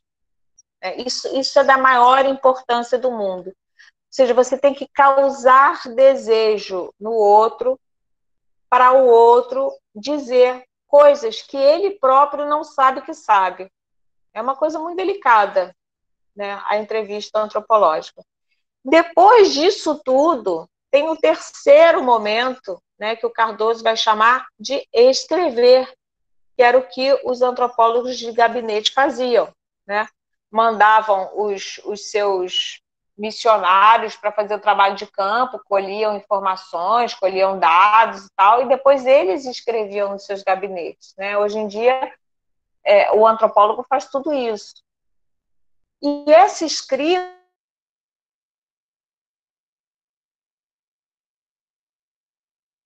numa ilha, ou num grupo, ou numa escola, ou entre o mundo de jogadores de RPG, depois você vai chegar um momento que você vai voltar para a sua casa, ou para o seu gabinete de estudo, né, na universidade, se você tem uma universidade que tem um gabinete, e aí você vai sentar ali no seu computador, com seus livros, você vai rever a teoria. Isso é uma pesquisa etnográfica, uma pesquisa antropológica, né?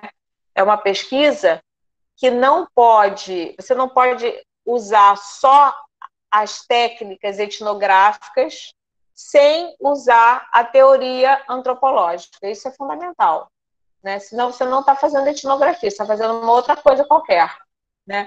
Então, tem muita gente que acha que por fazer entrevista você está fazendo etnografia.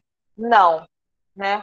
Tem essa pesquisa, essa forma específica de fazer etnografia, e depois tem o relato etnográfico, que também é um gênero próprio, que tem características próprias, né? Se vocês lerem esse texto que eu mandei para vocês, que é delicioso de ler, recomendo muito o texto do Corsário, é gostoso de ler, né? Que ele conta como é que ele vai, e as crianças, aí depois ele vai para o... Aí tem uma situação que a professora manda ele ir para o banheiro, levar as crianças para o banheiro, né? E as crianças começam a fazer bagunça, e como é que ele lida com aquilo, porque ele tem que se manter na posição, no lugar de pesquisador, ele não pode assumir o papel de um adulto típico, né? Não pode ficar no lugar de dar bronca nas crianças, porque se ele der bronca nas crianças, as crianças não vão contar mais nada para ele, né? Então, ao mesmo tempo, ele não pode deixar as crianças estavam jogando petardo, que chama, né? Aquelas bolas de papel higiênico com água no teto, guerra de tal, e aí ele ficou completamente vendido. Então, tem um manejo também. Isso é muito interessante, o manejo do lugar do pesquisador. Ele não vai ficar o tempo inteiro como pesquisador, né? Porque ele não é um nativo, ele não é... Eu, por exemplo, quando faço a minha pesquisa, eu sou professora, sou orientadora, mas no momento em que eu estou entrevistando, eu não posso ser, mas eu também não posso deixar de ser. Então, o que eu faço? Finge ter medo da diretora que está cheia. Exatamente, foi mais ou menos o que ele fez, né? Foi a solução que ele deu mesmo, né? Ele fez, foi, gente, olha, vai sujar para a gente, vamos ficar aí na boa, senão vai ficar ruim para nós, né? Então, ele se incluiu no grupo de alguma forma e foi, né, deu aquela piscadinha, pô, resolve aí meu lado, porque senão vai ficar ruim, né? Eles esperam que eu faça isso, mas me ajuda a ficar bem, a resolver essa história. E aí ele conseguiu, dessa forma, reforçar os laços de confiança que ele tinha conquistado com esse grupo de crianças de pré-primário, né? O cara conseguiu a ponto das crianças pedirem para ele sentar na roda com as crianças, entendeu? Porque na escola faziam aquela rodinha de educação infantil, onde os professores ficavam sentados nas cadeiras, do lado de fora da roda, e as crianças sentavam na roda. E as crianças faziam questão que o Corsário, né, eles chamavam ele de Grande Bill, vem cá, Grande Bill, senta aqui com a gente, né? E aí sentava, o William Corsário, grandão lá, sentava na roda do lado das crianças, era o único adulto que tinha esse privilégio, porque ele era reconhecido como um de nós, né? Essa coisa do um de nós. Gente, acho que eu já falei demais, né? Não sei, vou dar uma paradinha aí e abrir para perguntas.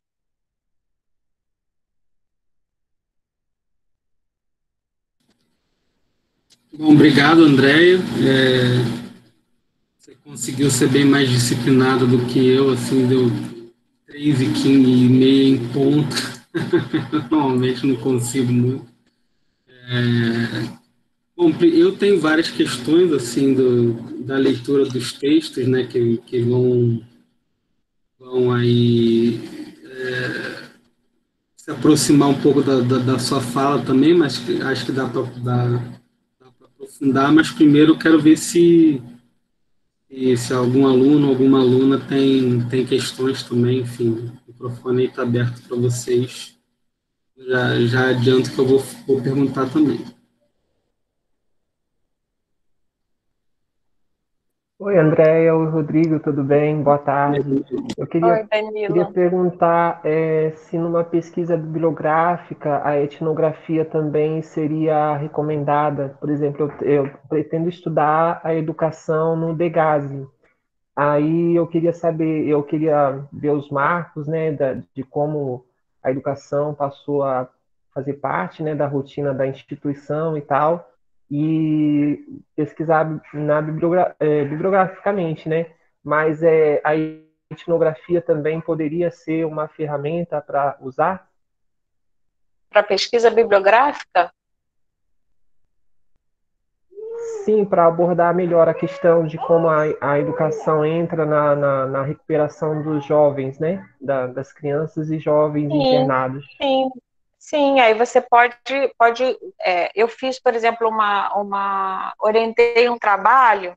Esse trabalho é bem legal. Depois, se você quiser, até te passo de uma aluna do curso normal superior no Instituto de Educação, que ela analisou as cartas dos detentos, uma vez que eles tinham cumprido a pena, na verdade, eles escreviam cartas. Ela conseguiu ter acesso a um conjunto de cartas de ex-detentos endereçadas à escola do presídio, né? Então, era muito interessante, porque eles agradeciam, né?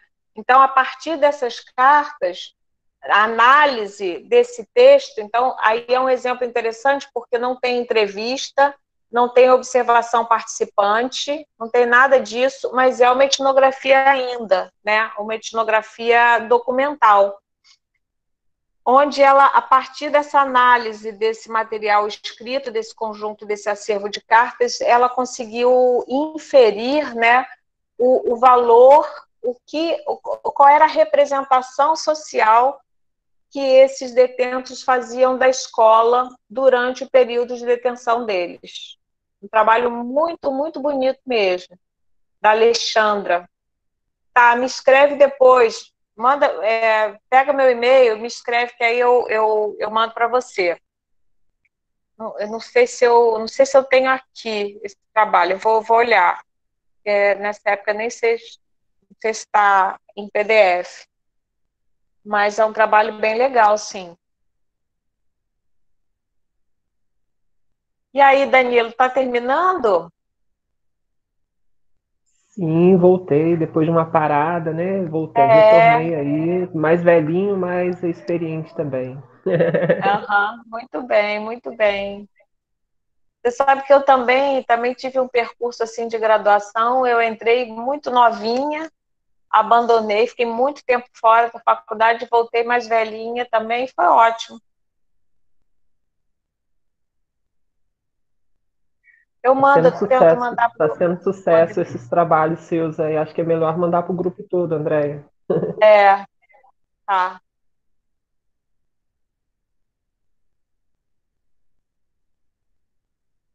Se quiser, passa para mim que eu coloco no grupo de zap do curso. Uhum. E aí, mais alguém, gente?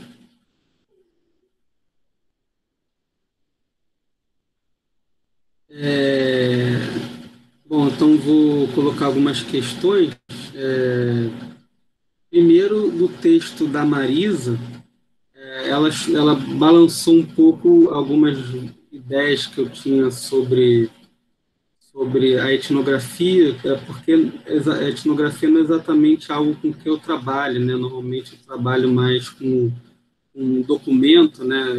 Minha área é mais história da educação, enfim, filosofia, né? Então, basicamente livro e documento, né? Então eu trabalho pouco com gente, digamos assim. Uhum. Mas eu tive antropologia na graduação, né? Enfim, e normalmente, na minha visão, a, a etnografia, claro, ela começa como uma, digamos assim, vou chamar, vou chamar provisoriamente de técnica, né, digamos assim, de pesquisa. Seria uma técnica de pesquisa da etnologia, né, que seria mais talvez um sinônimo de antropologia. Mas com o passar do tempo ela teria deixado meio que de ser algo pertencente à antropologia, digamos assim. Tanto é que a educação se apropriou da etnografia, etc, etc. E eu achei interessante como que, na sua perspectiva, então, quando a etnografia vem, a antropologia tem que vir junto, digamos assim, né? Exatamente. É.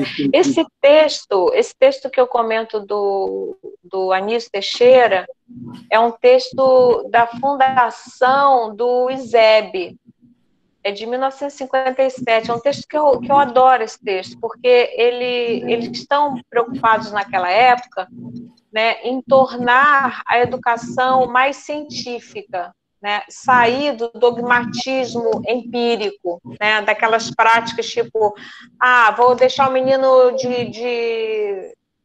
de joelho no milho porque é assim que sempre fez, é assim que tem que fazer, né? Então, essa turma estava querendo inaugurar umas práticas pedagógicas embasadas em teorias científicas, né? Assim, não, olha só, depois de Piaget, não faz mais sentido fazer esse tipo de coisa, porque Piaget já comprovou que não é assim que se aprende, né? Não é enfiando a coisa, não é repetindo, enfim, coisas desse tipo.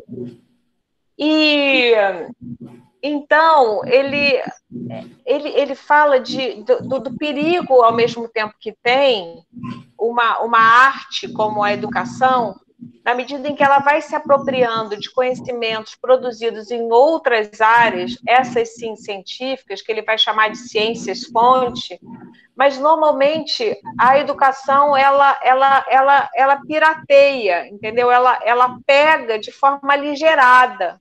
Você talvez veja isso na sua própria ciência, né? Como a educação se apropria da história, por exemplo, né? Da psicologia. Então, por exemplo, o Anísio dá o exemplo dos testes de QI, né? Os testes de QI foram produzidos dentro de uma outra área que não a educação e foram apropriados pela educação de um modo ruim, né? Eu tenho que fazer usando uma entrevista dependendo do seu tema, sempre dependendo do seu objeto de investigação, né? Então, então tem uso, apropriações que são catastróficas, entendeu? Que são aligerar. É muito difícil essa coisa de ser arte. A gente pensa, poxa, ele está diminuindo a educação, tá tirando a educação do status de ciência. Não, ele está dando um status mais elevado, na verdade, né? Porque tem uma outra autora, que é a Roldão, uma autora portuguesa, que ela vai falar da educação como uma prática compósita, né? Uma socioprática que usa tudo. Então, é complicado você usar todas essas áreas do saber, né? Então, em tese, um pedagogo deveria conhecer bastante de sociologia, bastante de psicologia, bastante de filosofia, bastante de antropologia. Nossa, assim como o médico tem que saber de química, de biologia, de radiologia, de um monte de coisas. É difícil, né? Então, seriam formações assim que exigiriam muito da pessoa. Então, o que aconteceu na etnografia foi uma coisa que Zaya Brandão denuncia mesmo como um monismo metodológico, né? Então, ficou na moda essa coisa de fazer trabalho etnográfico, e aí, independente do objeto de pesquisa, a pessoa diz que está fazendo observação, mas não é assim, a coisa tem que ter uma fundamentação teórica, né? Você não pode pegar só a etnografia sem essa construção teórica, até porque o próprio olhar antropológico, ele é construído teoricamente, né? Então não tem muito jeito. Olha só, eu tô dando essa disciplina de antropologia para geografia nesse semestre. E todas as aulas estão sendo postadas no meu canal no YouTube, que é o Deia Pavão. Então, se vocês quiserem, por exemplo, essa aula do Cardoso, ela tá lá postada. Então, vocês podem ver. Quem quiser se interessar, então tem lá as aulinhas todas.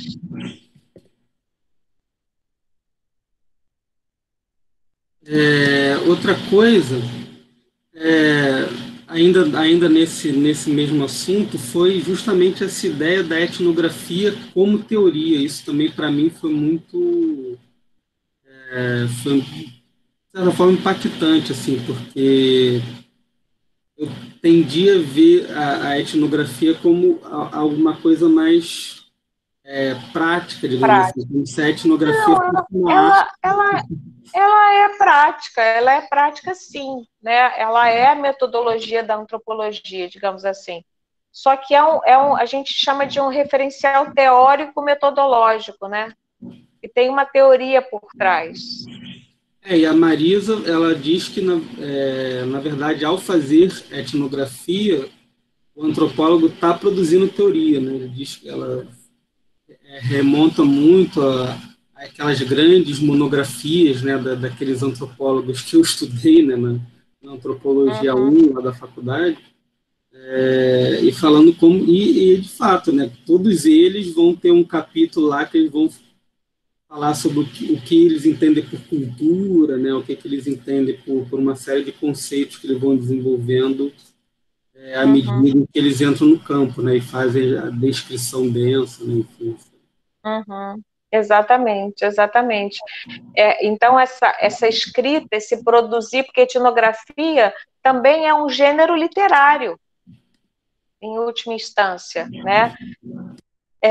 O Geertz, por exemplo, o Geertz, né? Ele tem um livro maravilhoso onde ele vai analisar grandes antropólogos como autores, o antropólogo como autor, né?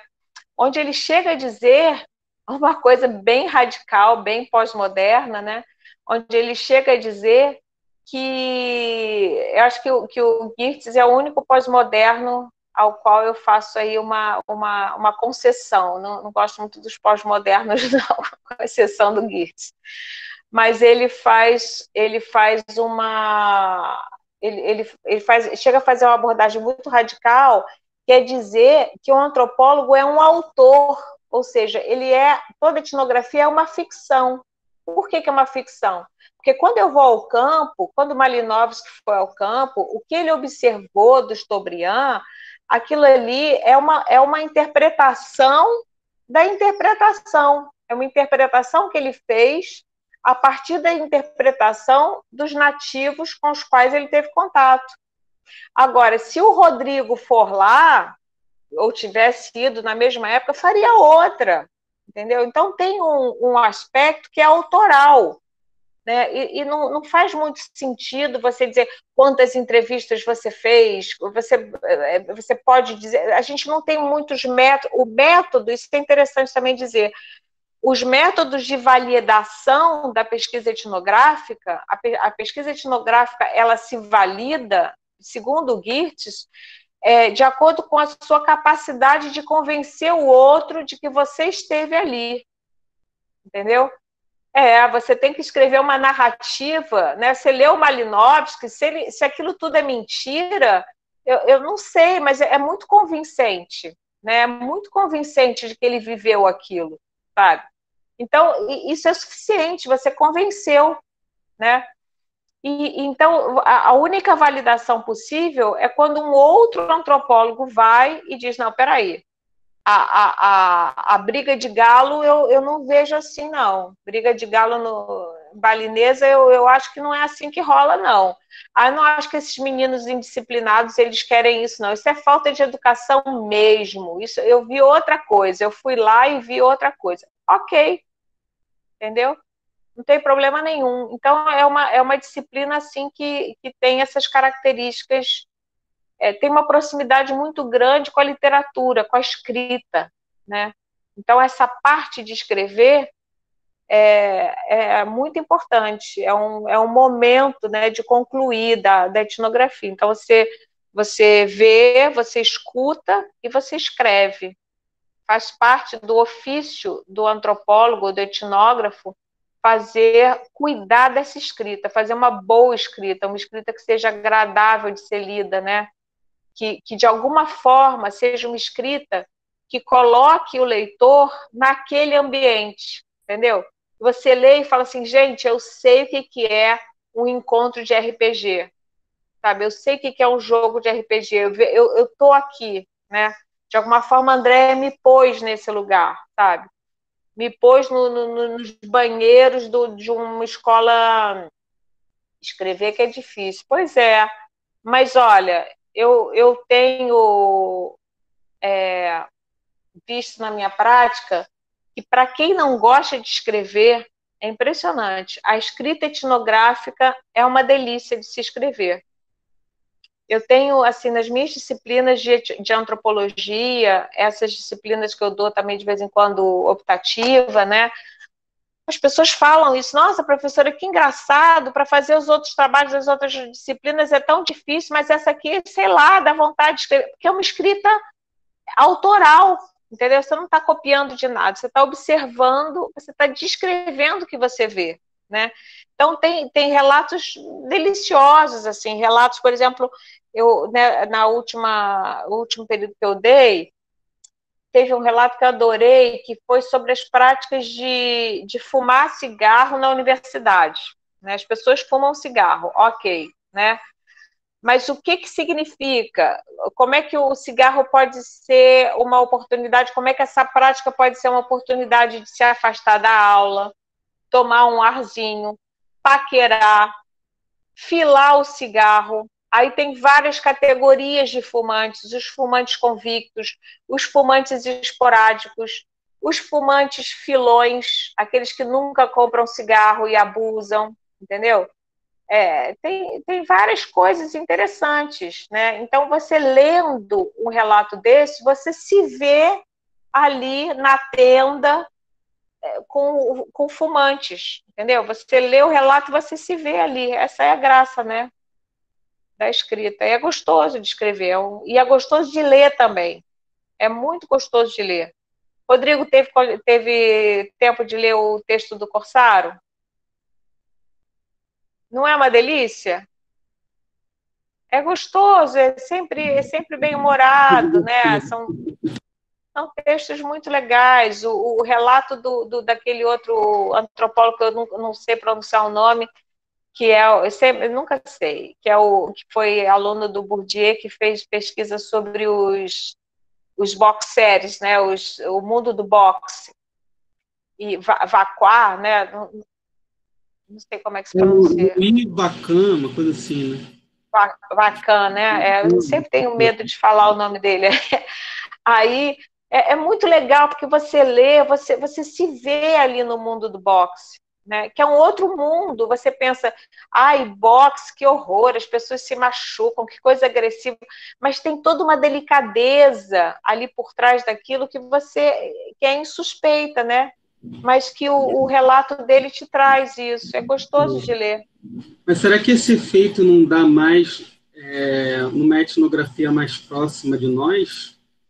Eu não sei, talvez, porque lembrando esses antropólogos que eu lia, né, que eu li que foi Boas, mencionado ali pela maravilhosas. Marisa, né, realmente você tem um distanciamento um pouco maior, assim, não dá tanto esse efeito cômico, né, digamos assim. Uhum. Não, mas mesmo assim tem uns que dá, né? Estou lembrando agora, por exemplo, ai, meu Deus, como é que é o nome daquele dos ritos? Esqueci ele falando, por exemplo, Gente, esqueci o nome dele. Levi-Strauss? Não, Levi-Strauss não.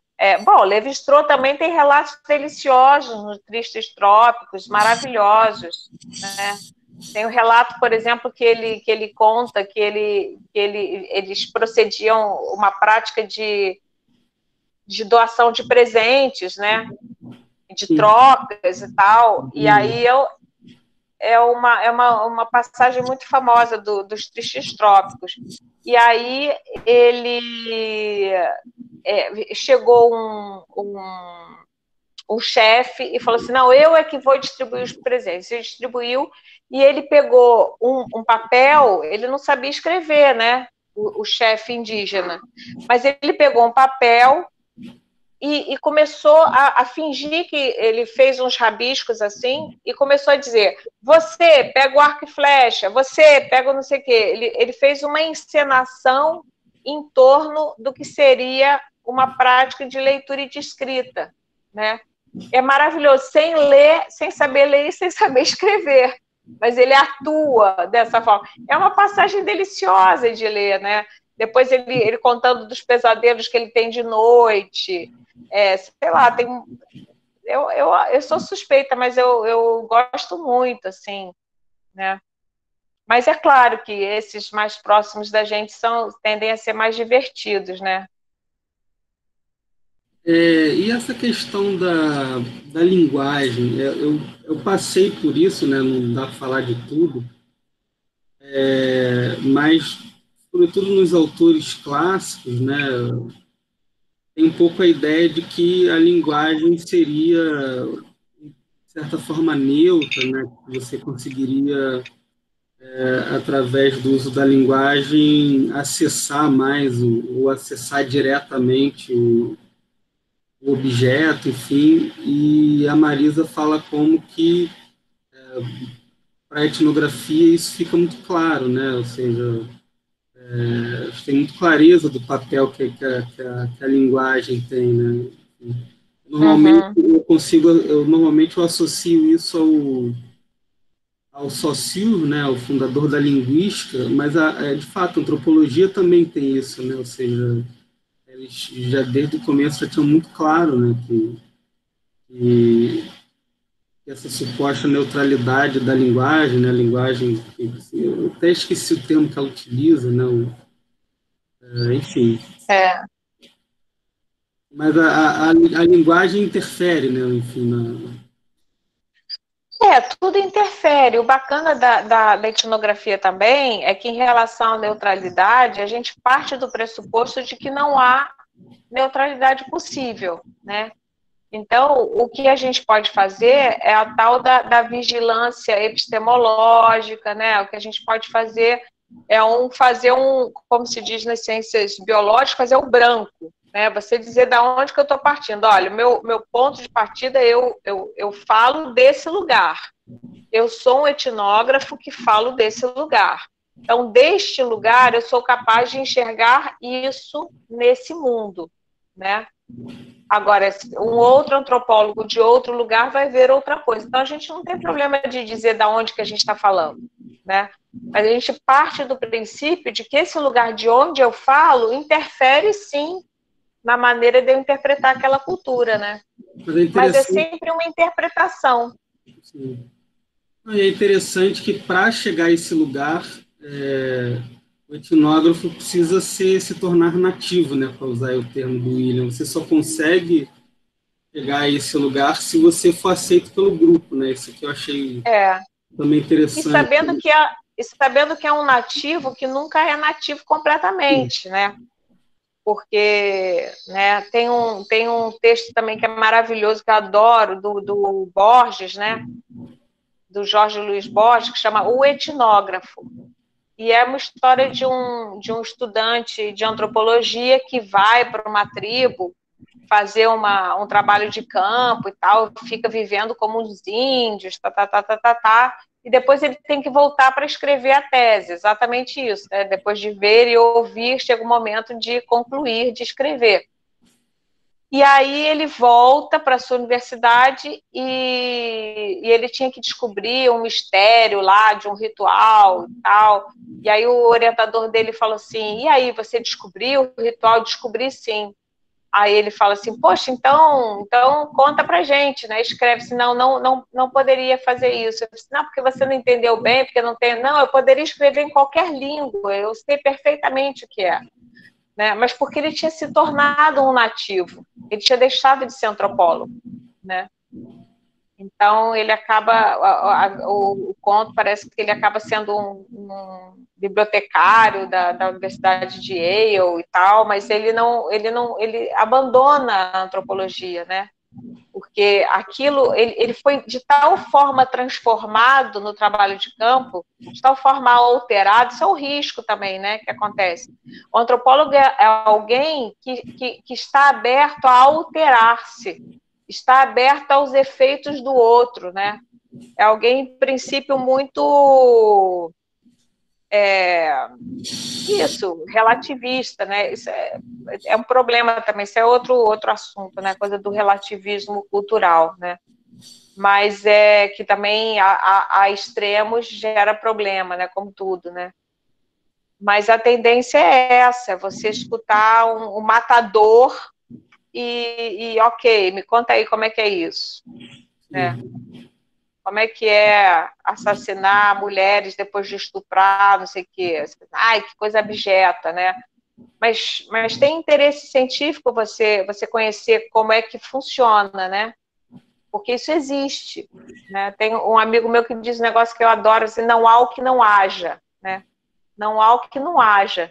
E o antropólogo está interessado em tudo que haja, em tudo que existe, que é da manifestação humana, né? Por mais aberrante que seja, por mais estranho que seja, né?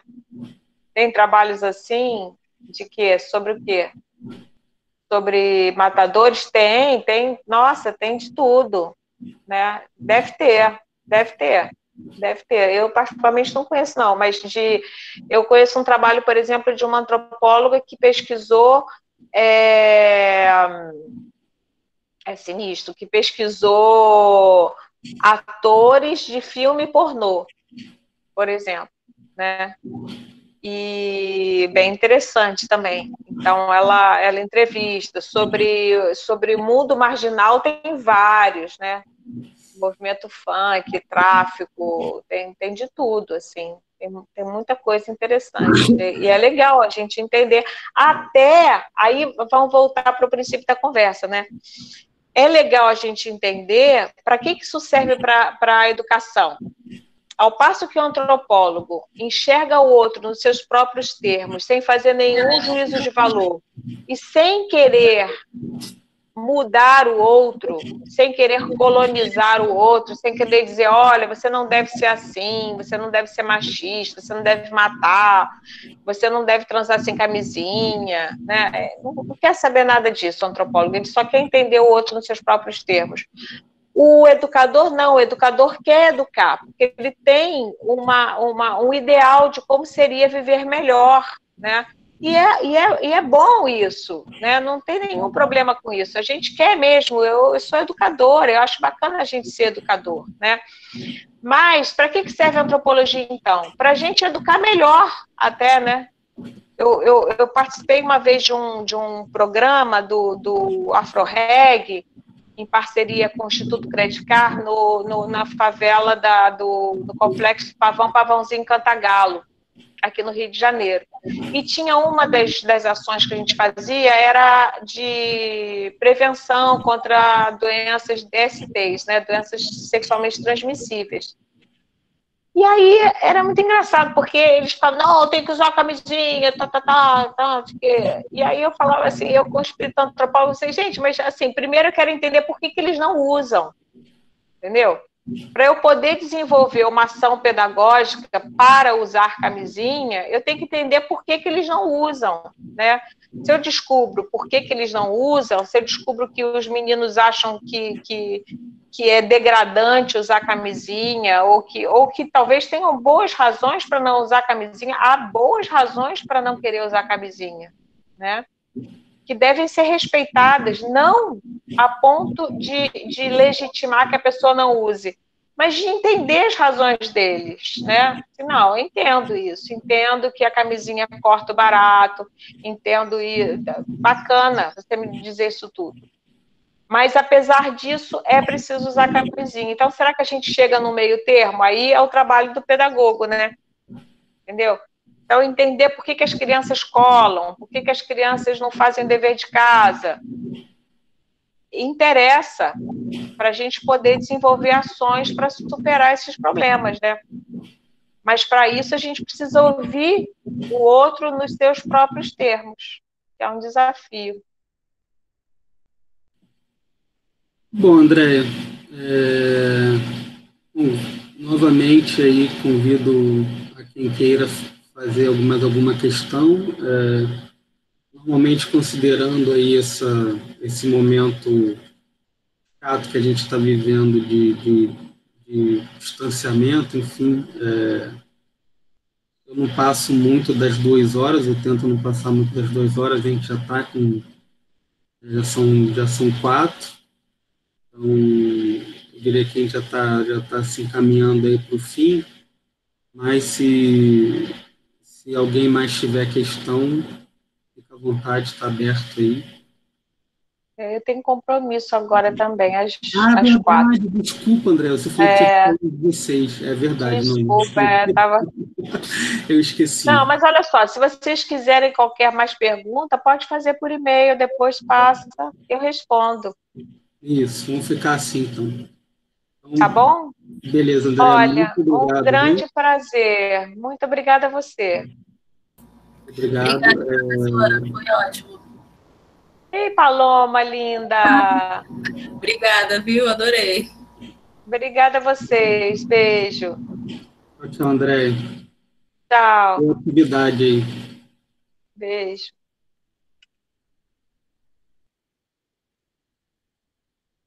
Bom, gente, é isso. Então, ficamos por aqui em relação ao conteúdo, né, digamos assim, da aula de hoje. Acho que não preciso nem dizer, né, muito bem desenvolvido pela professora Andréia. Vou parar de gravar aqui.